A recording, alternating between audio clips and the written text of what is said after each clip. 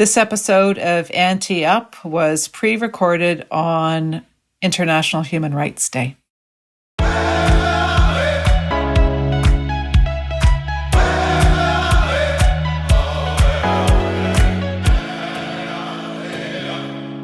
This is Auntie Up, Indigenous women talking about important shit. Bushu, Tanya Talaga, Nigisnikas, Kamusko, Pimoshisha, Pineshish, Nigisnikas. Hi, everyone. I'm coming to you from where I live and work. I am in Takaranto, and I am here to welcome you to Auntie Up. I hope you've been enjoying listening to our podcast as much as we love making it. And today we're going to be discussing something very close to all of our hearts. We're going to be talking about the genocide of what's been going on with our women here on Turtle Island, well, for hundreds of years. In particular, we're going to be speaking about the National Inquiry into Murdered and Missing Indigenous Women and Girls in Two-Spirit. Today's a special day. You know, I was saying off camera before that very much why we created Auntie Up was to empower our women, to give our women voices so we can be heard all across Turtle Island. And we come here today thinking of our ancestors. We come here today thinking of the women, sisters, friends, aunties, kokums, everyone that we've had in our lives that we have lost. We are thinking about our vulnerable women right now, and we're thinking about the women yet to come. And with that, I wanted to say Chimigwich for everyone for spending time with us today, and also too for our very special guests to help us delve into this genocide. Now, as I mentioned as well, we're going to be speaking about the National Inquiry and the fact that the inquiry, after spending so much time crossing the country, speaking to so many survivors and family members, a final report was released 2.5 years ago. I was there at the opening of the inquiry. I was there at the end of the inquiry. I remember it very well. And I remember, too, the importance of the 231 calls for justice that were directed at governments, directed at institutions, at social service providers, industries, directed at everyone in Canada. These calls for justice are something that we really need to do. And as we've seen, it's been a woeful response from the federal government. We're going to talk a lot about that. We're going to talk a lot about many things and about what it means to each of us. And before I do that, I want to introduce you to our very special guests. And I'm going to go around the Auntie Up table and introduce all of you one by one. Well, you're going to introduce yourselves. But we're going to start with Pam Palmater. Kwe Nindaluizi, Pam Palmater. I'm from the sovereign Mi'kmaq Nation, an unceded Mi'kma'ki, and my home community of Eel River Bar is known as Ugbaganjig. And I'm coming to you today from the sovereign Mississaugas of Scugog territory, and it's a real honor to work with you, Tanya, and Kim behind the scenes, and of course Jolene and Gladys. Gladys has just been a warrior that I have been following, so I'm so glad that we're all together doing this around this virtual table, but too, because it's Human Rights Day, and there's been no attention on what is Canada's biggest human rights crisis that it has ever faced. You wouldn't know it, the way they report things. So I'm glad we're tackling this today. Incredibly well said, as always. And Gladys, please introduce yourself. Hi, I'm Gladys Radek, advocate for missing and murdered women, particularly the Highway of Tears, and just working on pushing forward the 231 calls to justice, and willing to work with any groups that are willing to empower women. Thank you for inviting me. Of course. And we have a very special guest as well here today, our own Auntie Up host and producer, Jolene Banning, who is also here to explain about how she feels and her connection. Miigwech, for everyone for being here. I'm so honored to take part in this conversation because, like you said, to hear it from media, you would never know that we were in the middle of a genocide, fighting for our lives, fighting for human rights. I have always known that Indigenous people were targeted with violence and with discrimination, but I never really knew the full extent of it, I think, until the inquiry came, because there was always rumblings in my family about my aunt who was found on the side of the road 49 years ago. And I know that death and many others really impacted my grandmother and my grandfather years later, like forever. And I think that one of the hardest things for them was that she was just swept aside. Like, it was ruled accidental until the inquiry came and we got it reopened, and now it's not an accidental death anymore. And I'm just sad that my grandparents aren't here to see this small change, because my grandparents knew that it was never an accident. She didn't jump out of a car and commit suicide. It was never an accident. And I think that the coroner's report really proved that. And so that's why I'm here, just to be a voice for my aunt and for my family. Miigwech. And thank you for as well being a voice for so many women in the north and the Thunder Bay area. We know of so many that were lost and never ever had any proper police investigation, as we've seen across the country time and time again.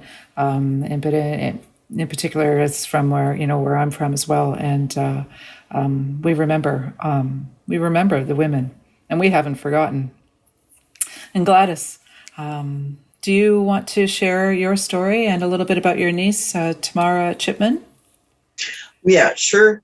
So it's been 16 years in September that Tamara was reported missing. And of course, that's where my work started. At that time, I was living in Vancouver's downtown east side. I was quite active in the downtown east side regarding the Robert Pickton trial and their inquiry. And shortly after Tamara went missing, there was a symposium that was put out in Prince George by the Carrier Sekani Nation, and at that symposium we did what they called the Highway of Tears initiative. This is the first time that I'd heard that it was called the Highway of Tears, and I found out later that it was named by my cousin Florence, who started organizing her very first walk for the Highway of Tears back in 2006. And it was through her walks that set me the template to organize the national walks across Canada, due to the inaction, particularly on the Highway of Tears, because we were, following the media, and we were following the RCMP, and they were saying that there was 18 missing, and a lot of our women and girls from the north here on the Highway of Tears, which is a stretch of highway, 734 kilometer stretch of highway from Prince George to Prince Rupert, BC, northernmost communities. And we have 237 bands in BC. And we have a really high population of Indigenous communities. As you know, BC has got the least treaties as well. So we're living in unceded territory here. And when Tamara went missing, it didn't take long to figure out that they weren't really doing anything in regards to our missing and murdered women. And it didn't take long for our database to skyrocket compared to the 18 that the RCMP were saying. At first, they were saying 9. And then when we blocked that, they put it up to 18, but they, thinking that we're not paying attention. What they did with that list of 18 was they had original 9. 8 of them were First Nations. One was a white girl, Nicole Hoare, who went missing, and that's when people started paying attention. And so we started collecting the database after that, and our database ended up to be 44 compared to 18. And the database that we are talking about came directly from the family members who said, my daughter, my sister, my auntie, my grandmother went missing, my mother went missing. And so this is how we gathered our database. Some of them weren't reported because they had absolutely no faith in the RCMP and the lack of, anything to do for them. So even on that note, when we did the symposium, we came up with 33 recommendations. And I was living in Vancouver at that time, and I did walk the Highway of Tears with my cousin Florence, and we walked from Prince Rupert to Prince George, and we were drummed into the symposium. And they were opposed to it. They opposed to our walk and everything, but it didn't matter to us because we were all family members who wanted to make a difference, and we wanted the world to know that our loved ones were missing. And there's no accountability. So there was a couple of ideas that I did bring to the symposium. One was the billboards. And I thought it was important that, when a white girl goes, women, they have posters everywhere. They have billboards everywhere. So you don't see very many First Nations. So I brought that idea to the symposium. And I know my band put up a really nice billboard just outside of Morristown, because we actually had 3 girls from Morristown that had been missing, some since 1989. So we had Tamara's picture on it, and we had 2 other girls, Cecilia Ann Nickel and Delphine Nickel, and those 2 were first cousins, and they disappeared a year, one in 1989, the other one in 1990. So this is a long history of missing and murdered women.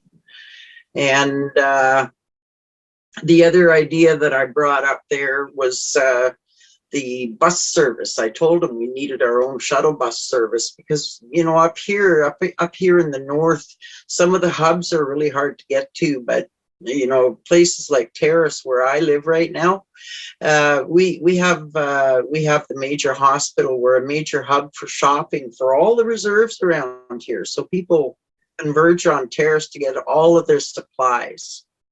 So what was happening was with the Greyhound Bus Service that we used to have, they ended up, you'd get one bus that would leave Prince George at midnight, and then it would get into Prince Rupert at about 8, 9, 10 in the morning. So it's a 12-hour ride on the bus. And so it made it difficult especially for those who need medical services and stuff like that, because a lot of our medical services can't be looked after up here. We have to either go to Prince George or to Vancouver for any major medical issues. So I suggested the shuttle bus service, and what happened was there was a big controversy after that with Greyhound, because the other thing that I did say was that when they do see women stuck out on those highways after midnight, that they should stop and pick them up and give them a free ride to the next destination. Greyhound did not like the free ride service offer. And so eventually what happened was Greyhound pulled right out of Western Canada. Mm-hmm. And so we ended up that's been a problem. Yeah. So we've lost all across the country. Yeah. Yeah, we've lost that service altogether. But on the other end, about a year after I moved back home, I've been back home here for 5 years. And so now we have First Nations Health has stepped in, and now we have shuttle bus services that will take them very cheaply, I must say, down to as far as Vancouver for medical services. And we also have the shuttle bus services running from the reserves, from all the reserves around here. We all have our own little shuttle bus services. So that's a bonus because number one, it's employing our people. It's employing local people. First Nations people are working. First Nations people are driving those buses. You need mechanics for those people, you know. So it's kind of a win-win situation for us up here. We need more of them, but you know, so that's the reason that I brought that in, was because I wanted to make sure that it was going to be beneficial and employ our people as well, because unemployment is really high up here. Except for major industries such as LNG and Unistoten and stuff, that's right on my territory, you know. And so those oppositions that we have, that's another issue that I'll get into after with the man camps. And so after the shuttle bus services came in, I'm really proud to say that the other thing that I did bring to that symposium was that we also need up here, because we're in a very mountainous area up here in the north, and the one thing that we didn't really have much of was cell phone service. There's so many different dead areas in the mountains. We needed more fiber optics. We needed more cell towers. So I've been working for the last year with Rogers Communication, and we are getting 12 new cell towers up in the north here. But you got to remember that this took 16 years to do this. Yeah. Everything that we do takes time. We faced a lot of opposition, even in regards to the inquiry. Now, that was. Well, I want you to hold that thought. I want you to hold that thought, though, before you get into that. You've done so much good, and you've come such a long way, you know. And being at the symposium and bringing those changes. I mean, cell service, bus service, these are basics that our women need. And that reminds me and makes me think, you know, well, we have these 231 calls for justice in the final report. And I wanted to get Pam's thought on this. I wanted to ask you, like, where are we? I mean, as far as I can see, we're not far along. No, you're absolutely right. They have done some things, but not a lot. And like you mentioned in the introduction, you know, there's different categories. There's one for governments and one for industries and Canadians in general. Now, under governments, some of the most important things that they were supposed to do is actually have a coordinated national action plan. That's federal, provincial, territorial, municipal, First Nation governments all together to end the violence against Indigenous women and girls and implement the recommendations. We don't have that. We have what's known as a federal pathway document, which if you read it, it's just talks about all of the different programs and services the federal government already offers. Programs and services is not what we're talking about here. We're talking about state-based and societal-based violence against Indigenous women and girls. So they're really behind on that one. One of the most significant recommendations was for all governments to immediately implement and comply with all international human rights instruments. The Convention on the Rights of the Child, the elimination of racial discrimination, elimination of discrimination against women, UNDRIP, United Nations Declaration on the Rights of Indigenous Peoples. because the National Inquiry, like many of us had advocated, understood that the only way forward has to be with a human rights framework as its minimum standards going forward, so that Indigenous women and girls could never be treated less than what was contained in all of these instruments. And they haven't done that. Now, one of the things they did do, the federal government and BC both passed legislation acknowledging that UNDRIP applies in Canadian law. They didn't need to do that because UNDRIP already has applicability in Canadian law, but they did it. And so now that should potentially make change if they move ahead with it. But they were told to get rid of sex discrimination in the Indian Act, eliminate all of the socioeconomic conditions within First Nations and Métis and Inuit communities. They haven't done that. I mean, they even talked about decarcerating Indigenous peoples. There's nowhere near any of that. And it's not like we didn't follow up on that. So we actually, especially as soon as the word about COVID came out, myself and others were advocating with federal government and provincial government reps to decarcerate Indigenous women and then girls in correctional institutes, because the vast majority of them represent no danger to society. And we all know how bad it is in there. The media and news had a whole bunch of calls for justice. They were supposed to decolonize their work and ensure authentic representation of Indigenous issues and increase Indigenous people behind the scenes, producers and organizers and all of that stuff, to really focus on breaking down stereotypes and to get away from the hypersexualization of Indigenous women and girls and the victim blaming that we still see in media. And of course, there was supposed to be a review of the extractive industry and the high rates of sexualized violence, murders, abuse, disappearances around things like man camps.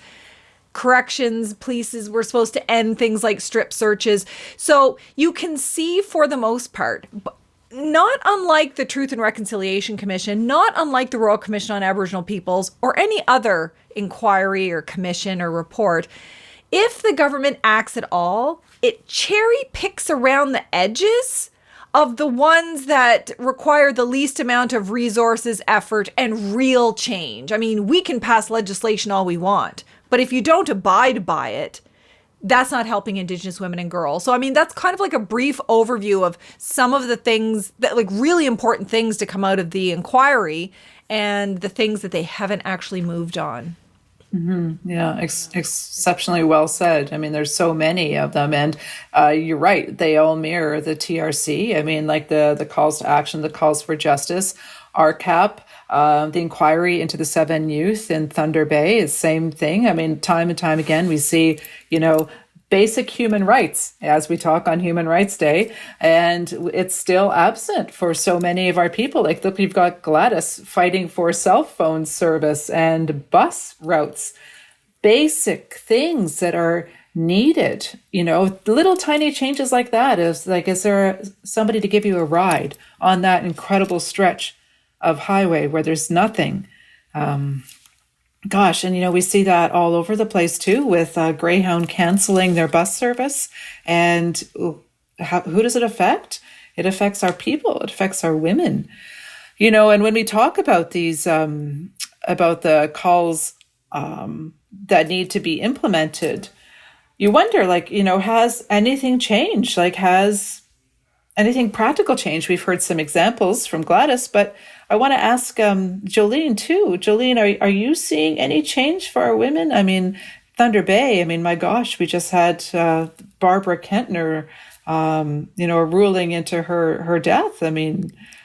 No, I'm not seeing any changes. I'm not seeing any improvement with media. And it's really sad, because that's sort of where I look at holding power to account. This is the role of media. And what I see mainstream media doing is those little cherry picking activities that the government will do. Media will act like the government's done so much, but they're nothing that actually impact our lives for the better. But media will hold that narrative about doing something. Like, here's what our government's doing. Like, they're doing something, like actions happening. But in real life, on the ground, it's not. I mean, I can give so many examples of how the media will downplay systemic racism or anything else and then be called out on social media with like so many people saying that's not true. I could give you examples. Like, for example, in Thunder Bay with the two police reports about both the police services and the union board being rife with systemic racism. And not even a year later, CBC will ask the RCMP, I can't think of her name, Lucky. Oh, Lucky. Lucky, if there's any systemic racism in the RCMP, she'll say, no, there isn't. But it's like, this is national media. Why don't they know about these reports going on with police? Why can't they challenge her and say, well, what about Thunder Bay? That made national news everywhere with the police, with the police service board and those reports, that broken trust report. But they want to pretend.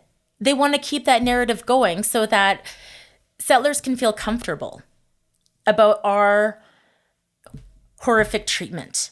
They can feel good about not standing up and being outraged the way Indigenous women are outraged, that our women and sisters and young girls and Two-Spirit go missing or are murdered. They can feel comfortable knowing that they still privileged because media will give them that message. Everything's okay. The government's doing something. You can go back to being apathetic when it comes to Indigenous lives.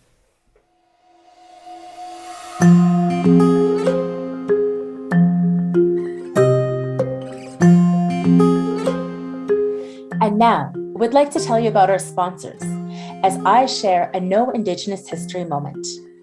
Each week, the team at No History provides Auntie Up with little-known facts about Indigenous peoples, places, and things. After decades and decades of Indigenous women asking, demanding, and screaming for justice at the high rates of missing and murdered Indigenous women, girls, and Two-Spirit, we were finally granted a national inquiry. The National Inquiry's objective was to determine the root cause of so many lives lost from having to live under colonial rule. The testimony given were stories of impact from a living under the Indian Act, the 60s scoop, Indian residential schools, and child welfare systems. These policies were grounded in oppression, genocide, discrimination, and sexism. They worked to violently remove us from our land and community, to remove our children, and to kill our languages, to keep us on the brink of starvation and poverty, all of which have contributed to generations and generations of trauma. In the mid-60s, federal and provincial governments came up with the Adopt an Indian and Métis program, called AIM for short. In Saskatchewan, the program ran from 1967 to 1969 and was funded by the Department of Health and Welfare.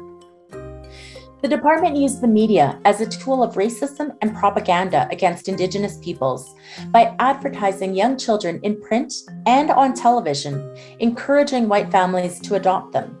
AIM ran newspaper ads with stereotypes to generically describe young children as attractive, shy, and nice. But in November of 1971, a grassroots newspaper called The New Breed heard from 3 Métis women.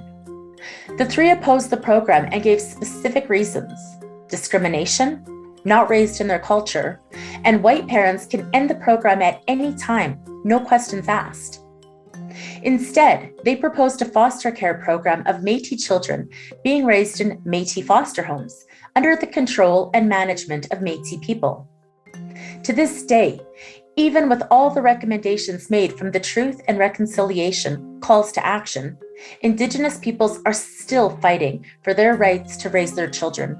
No History, who brought you this most important factoid, is also a proud sponsor of Auntie Up, the podcast for, by, and about Indigenous women to talk about important shit.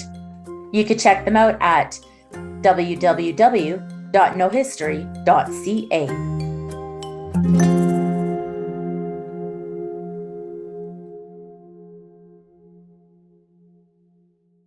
And you raised a point. You mentioned justice. You mentioned the RCMP and the female commissioner, Lukey. She said that there was no such thing as systemic racism, and then I think she changed her mind a few days afterwards and said, and so then there was the stories of her changing her mind.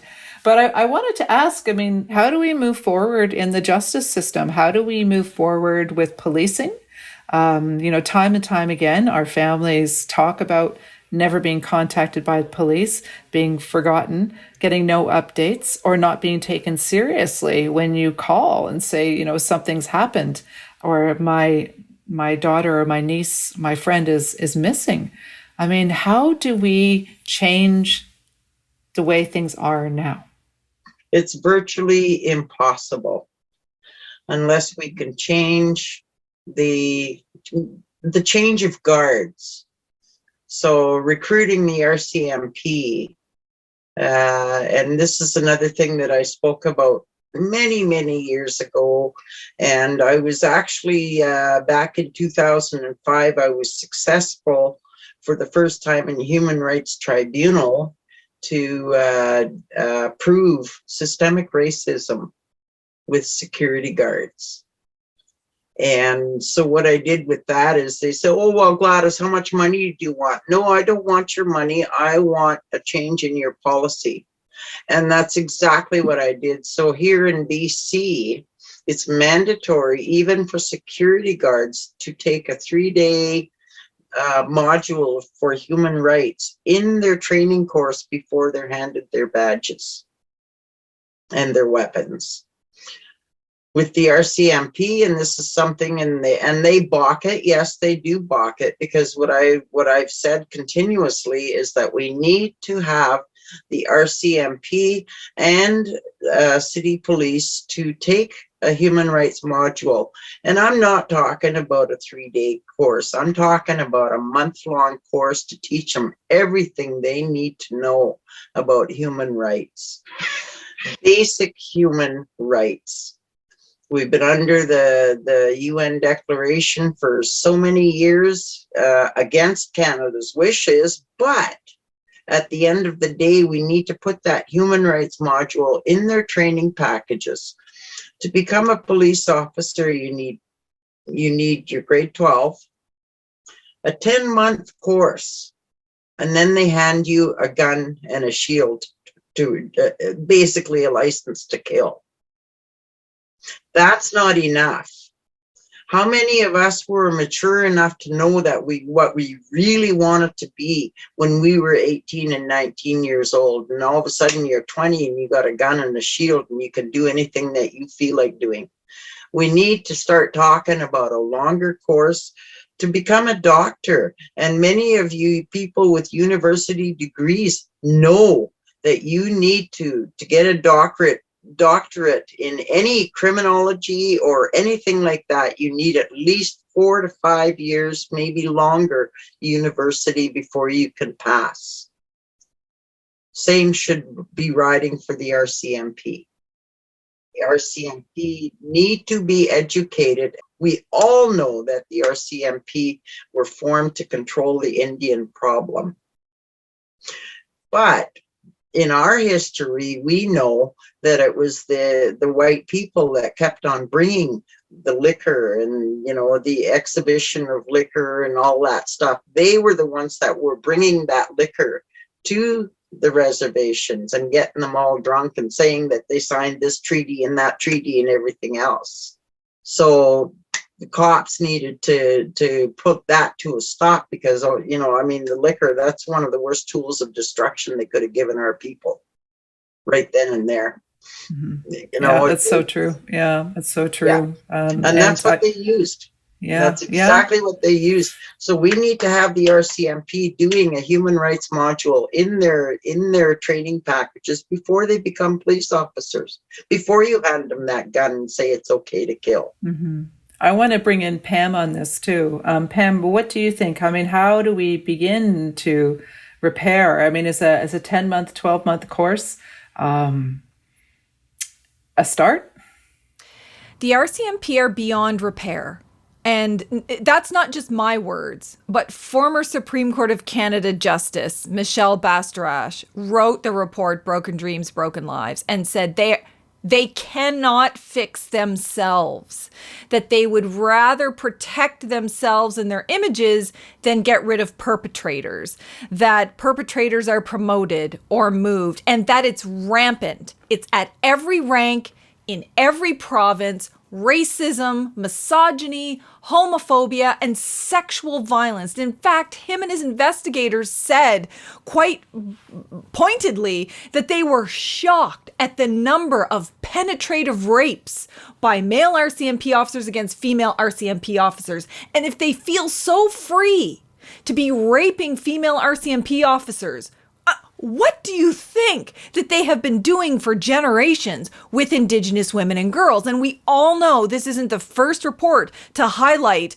the problems with the RCMP being endemic. We have the Human Rights Watch report, Those That Take Us Away in BC. And all of those reports are from Indigenous women and girls who were physically abused and sexually abused by the RCMP without any consequences. We know across the country of lots of individuals where this has happened. We know about the sexual assaults and sexual harassment that happened during strip searches. And this is in addition to just targeting, brutalizing, over-arresting, over-incarcerating, and killing Indigenous peoples at disproportionate rates. And the experts have said, Indigenous peoples are overrepresented in RCMP shootings by 36%, but they believe the number to be much higher because the RCMP purposefully doesn't track the race of the people that they are sexually assaulting or killing, and you cannot access their internal information. That's one of the scenarios where you literally have to track it person by person or media by media outlet. So to me, the RCMP, for so many reasons, but the fact that they are sexually violent with impunity. And I think we should follow along the lines of what the Special Rapporteur for Violence Against Women, Its Causes and Consequences came to Canada and visited Canada to see what was going on in Canada. And she was shocked to hear about the high levels, and not just in the RCMP, but in all police forces across the country. That's the thing. People think, oh, maybe it's an RCMP thing. The RCMP, I'd say, are probably the worst. But it's all of them. And she said, not only do we have to have an independent review of police sexualized violence in the RCMP specifically, but there needs to be a zero tolerance policy in every single instance of racism or sexualized violence of any kind. They're out. The way Canadian systems work now is they get paid leave. They all make six-figure salaries. They get free lawyers. They can argue all the way up to the Supreme Court of Canada. They get benefits. None of that happens to the victims. And so victims often just give up. I mean, we know from the BC inquiry into missing women what happened. The police were fully lawyered up, lots of funding, but not so much for interveners. So I think not only do we need a review about everything that's happened, but I think we need to open up the books. I say all of the laws that protect sexualized violence in policing of any kind, that needs to be no longer protected. You want to do that stuff? First of all, you're going to be charged criminally. And secondly, you're paying the bill. Right now, there are billions and billions of dollars in personal lawsuits, class action lawsuits, and other litigation against the RCMP, billions in payouts. Guess who pays for that? Not a single one of those RCMP officers or any of those police officers. It's us. We are paying for our own oppression. So get rid of the RCMP. They are beyond repair. And then we got to clean house and policing altogether and look at reasonable alternatives. I think it would be much faster for us to train our own people in investigations, community safety mechanisms, and empower our communities and our women. I think that would actually be much faster, even if we only started today, than trying to change the monolith that is the RCMP or policing in Canada today. That they always say, oh, it's going to take 500 years. Okay, great. That's too long for us. Let's just redirect all the money to our communities and we'll take that over, because because you know what? When you become the perpetrator instead of the helper, you're no longer wanted in our communities. Well said. And that's an issue. That's a huge issue, is policing in our communities, right? And making sure that our police forces get sustainable funding, and that they're not considered, quote unquote, more of those programs, that they need to be renewed every 2 years. And so our forces have no funding. They have little infrastructure. They have little help, and little power. Because at the end of the day, if something really horrific happens, RCMP or the regional force or whatever steps in. And I mean, I agree with you. The whole system just needs to change. And if we were to start today, and just from that basic point, wouldn't this be different? And that is one definite thing that we could do. And I wanted to ask all three of you as well, where would you start? I mean, we have these 231 calls for justice. We have apparently a national action plan. I still don't know darn thing about it, and still trying to figure that out. But if you were in charge, as we should be, what would you do? What would your first step? What would it be? Now I'm going to ask Gladys first. Okay. Having, living up north here in these communities are fairly isolated, especially compared to Vancouver, Prince George, what have you. The number one thing that I would do is defund the police. And the reason I say defund the police is because they're not doing anything anyway. We're still sitting here on 16 of the 18 that they claimed, 16 years ago, that they have no answers, and but they are still getting paid at the end of the day to do nothing. I know since I've moved up north here, I've even been hearing, Pam opened up the door for police shootings. Well, my nephew was the one that was killed in Campbell River at the Timmies. Chantal Moore's killer got off. That was in the recent news. There's a young man here in town here. He was a drug addict, yes. But the thing is, they found him dead, and they found him in a field, a well-known field where the homeless were, and they found him with a gunshot. And nobody even questioned whether it was a police revolver. And what they said in the news, in the media, which was shocking to everybody, was that this guy was shot, but it was an RCMP officer that found him, and that this RCMP was doing foot patrol. And I'm sorry, this is terrace. I have not, in the 50 years that I've been here, seen one RCMP officer doing foot patrol. So defunding them, because why are we paying them to do nothing? When it comes to crime, up here, terrace is number 8 for the highest crime. We're a community of 12,000. So I think defunding the police, first of all, would be the good thing. The training packages, I would definitely say they need at least a couple of years. 10 months just doesn't cut it. And so that's the other thing. The other thing that I would seriously be thinking about is, I remember when the inquiry first came out, all of a sudden the federal government decided, oh, you know what we're going to do for you? We're going to build you 10 shelters. Excuse me? 10 shelters. Well, you know what? You know who got the funding for the shelters in BC? Vancouver. Do you know who has an influx of homelessness because of LNG? Terrace. I had a lady just the other day that was turned away from the shelter because she didn't have kids. So where is she supposed to go? Yep. So Yeah. The other thing is, there's no resources for the shelters. There's no resources up here. There's no treatment centers. If you want to go for drug and alcohol treatment, we have to go to Prince George or Vancouver. There's nothing up here. What's the point? What's the point? And yet here last year, we had 782 cases of COVID. Last year, same time period, we had 1,587 overdoses.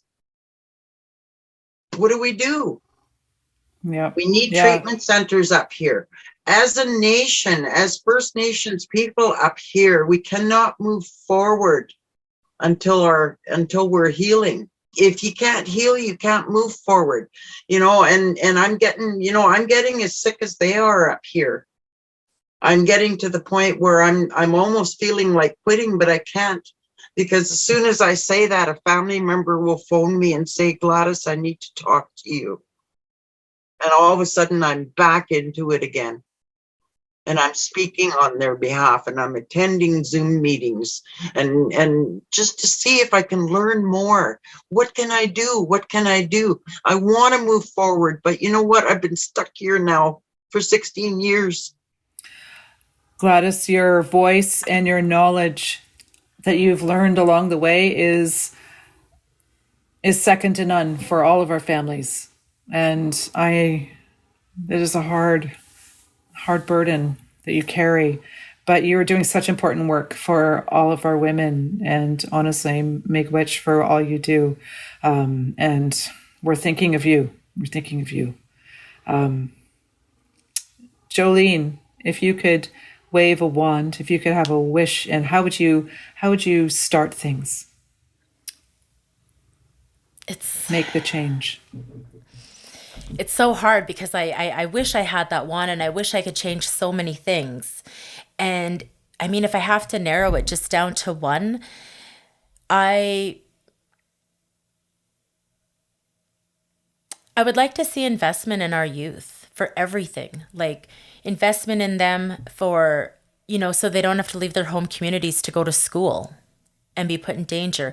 Investment in their education so that they know the truth about where they come from, so that they know the truth about their land and about treaties, and so that other people could learn the truth too about how Canada's not honoring those treaties. I feel like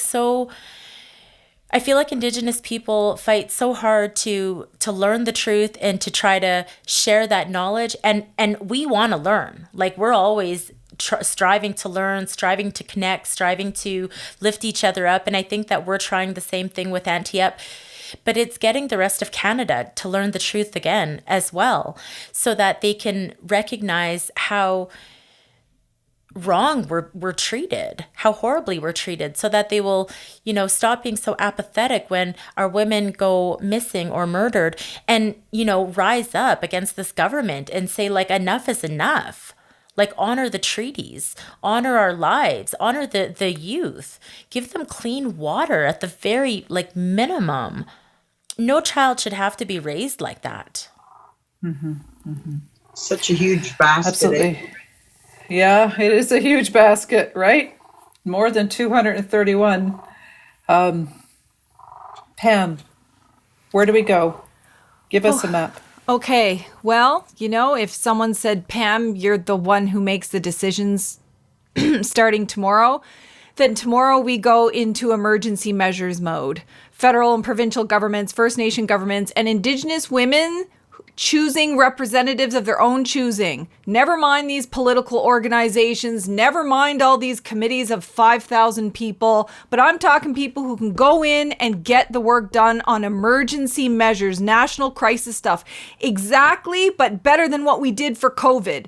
It's not like people sat in committees for 3 months and decided. No, it was like, okay, we have an emergency and a crisis. How do we roll out? How do we triage what's happening? So the most important thing to triage amongst all of these people is immediate threats to life, safety, and well-being of individual women and girls, and probably their families. So that's about food, water, clothing, temporary housing, access to healthcare, and protections from violent men. So that could mean a whole realm of restraining orders, community safety officers, well-protected and secured temporary housing, shelters, you name it. But literally saving lives, going on the streets and doing immediate outreach for the women and girls who are on the streets, who need, whether it's addictions or food or counseling or just a place to stay, social supports that they're not getting because they're on the streets.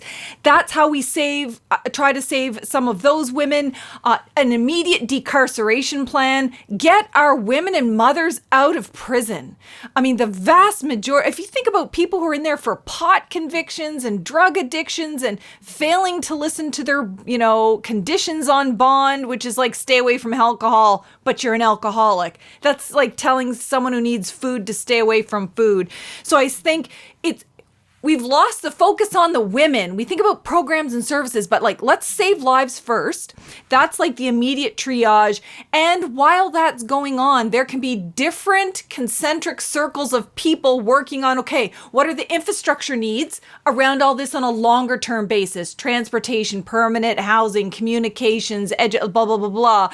And then the other concentric circle is we need to address land back, self-determination, women being included in their community, no more sex discrimination in the Indian Act, who's a band member, with women always at the center of this, directing this, women with representatives of our own choosing, and get away from these super costly and lengthy committees of 1,000 people trying to study.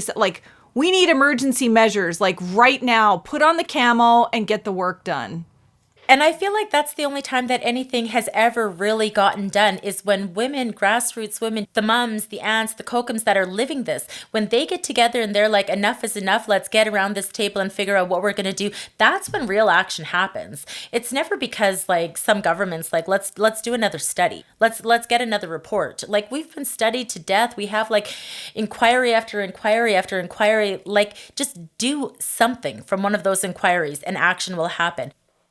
I think another move that I would do is that having met so many grassroots women, like you're talking about, the grassroots women that speak from their heart, that gather, that go to the protests, that go to the rallies and the vigils and everything, all those grats, I would try and get funding for them, because you know what? I know so many volunteers, including myself, that are not funded for the work that I do. And that's the first thing I would do, is because you know what? These grassroots women are the motivators. They're the ones that get things done. They're the ones fighting for justice for their loved ones. And it's like you said, Gladys, you're never going to stop. You want to stop, but you know that you're never going to, because family members are always calling. I met you at one of the walks in Thunder Bay. It was the Full Moon Memory Walk that Sharon Johnson organizes every single year for her younger sister. And I've been a part of that walk.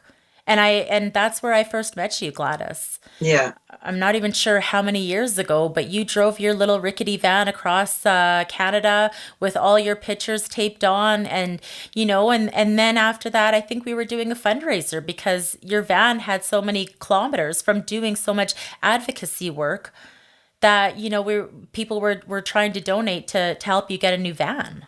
Yeah. Mm-hmm. Yeah, and it's donation. It's all of these women that are affected, that are donating their time, their energy, what little money or funds they have available, they're donating. Yeah. A lot of people, I do have another van. I rolled that van, that one you're talking about. There is a video on YouTube about it.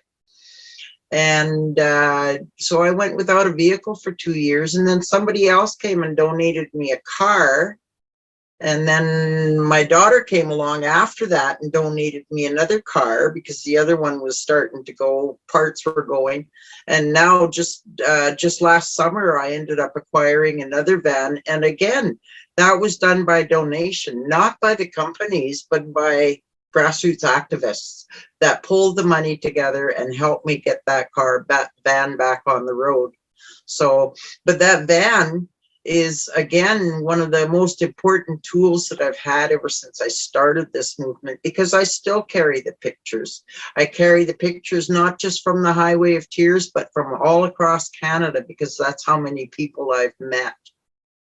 And the thing is, when the families see their loved ones' pictures on that van, it really resonates with them. There's not a time that I can go drive uptown, either to the grocery store or whatever, and there's not one time since I've had that van where nobody will talk to me about it. And the family members come up to me and thank you for carrying my daughter's picture. Thank you for my granddaughter's picture. And I appreciate you raising the awareness. And that tool is needed. It's the only kind like it in Canada. It's an icon. And I'm really proud of that, because that was the one way that we could generate people talking about those beautiful faces, whether they be, because I carry men and boys on there as well. Because it's important for people to know it's not just the women and girls that are going missing, it's our boys and men too, all ages. It's our people in general that are going missing and being murdered astronomically. I just want to say again, miigwech, to what you're doing, the visual, when you're in people's faces, right, with something even just like a vehicle, a van, people see it and you can't forget it. And I want to also thank Jolene for mentioning Sandra Johnson. Sandra Johnson was 18 years old when she disappeared in 1992 on the streets of Thunder Bay. And you mentioned Sharon, and Sharon has never forgotten her sister and has done, right? And she does an incredible job every year, the Full Moon Memory Walk, February 14th. On the streets, remembering all of our women that we've lost in Northern Ontario. I want to close out by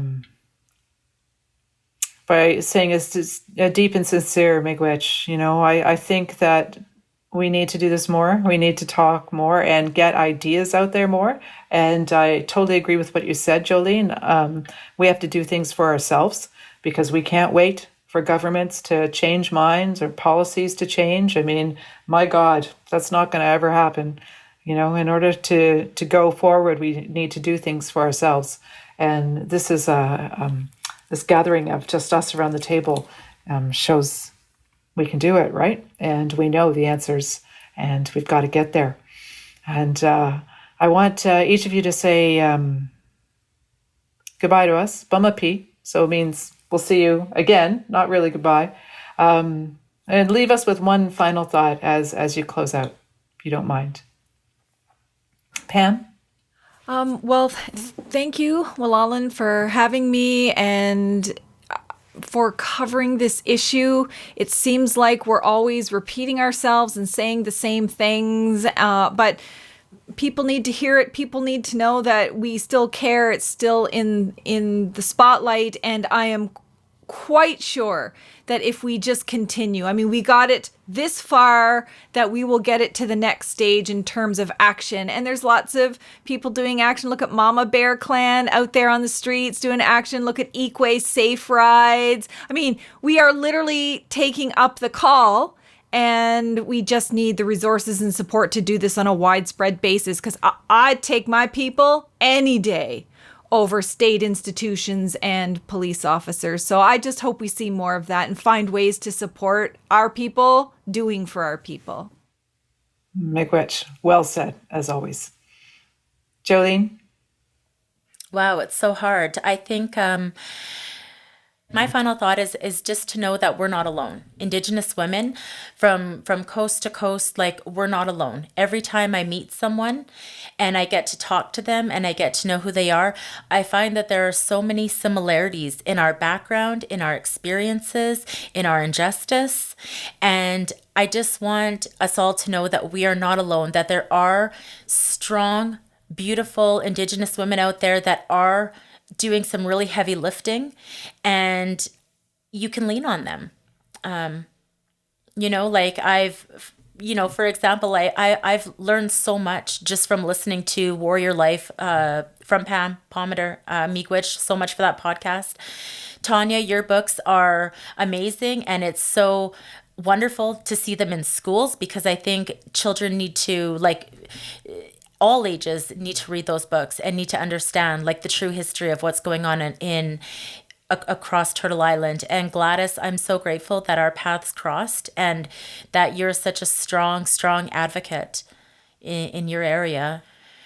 When the work gets hard, it's a little easier knowing that we're together. So miigwech everyone for being here. And Gladys, a final word to you.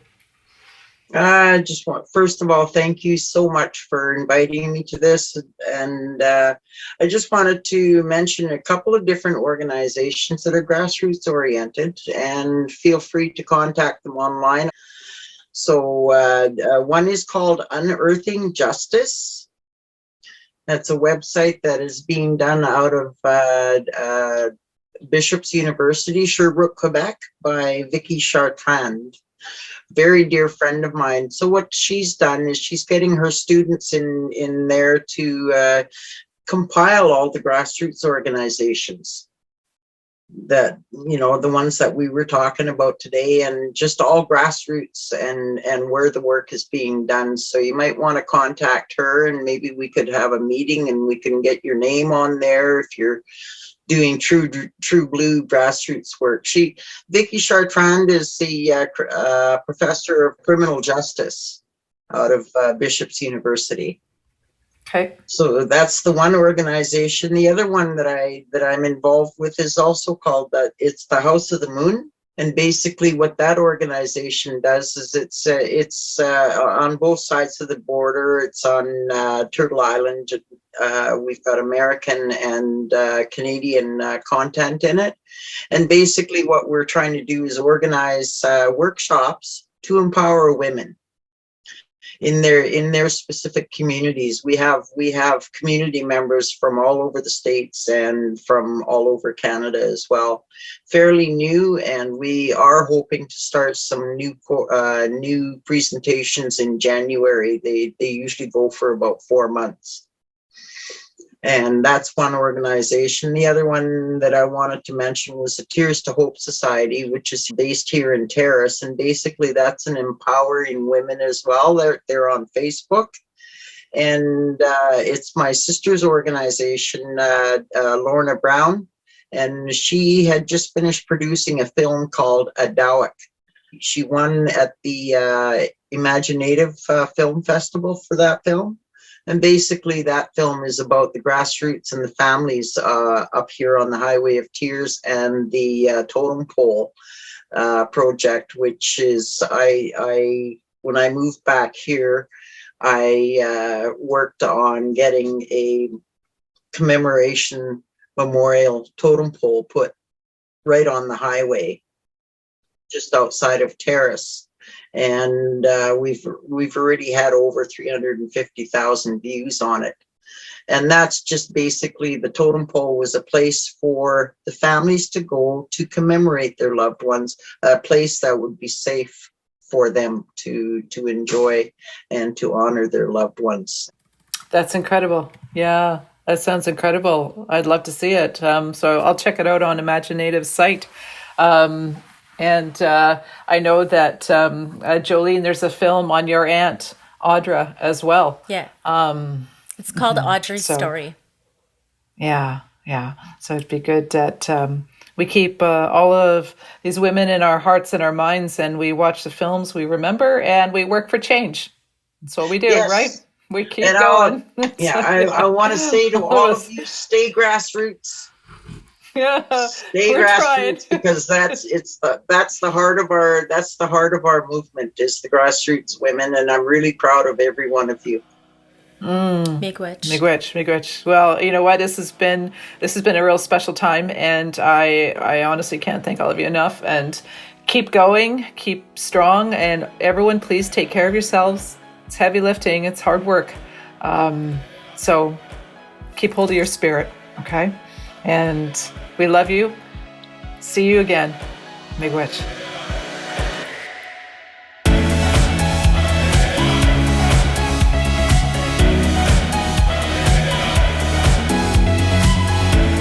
Auntie Up is produced by Jolene Banning, Kim Wheeler, and Sam Makwa for Makwa Creative. Our executive producer is Tanya Talaga. Our partner is Antica Productions. Auntie Up is sponsored by No History and Anna Mickey, Indigenous Innovation since 2003. Follow and like us on socials at Auntie Up Podcast on Facebook, Auntie.up on Instagram, and Auntie Up 1 on Twitter.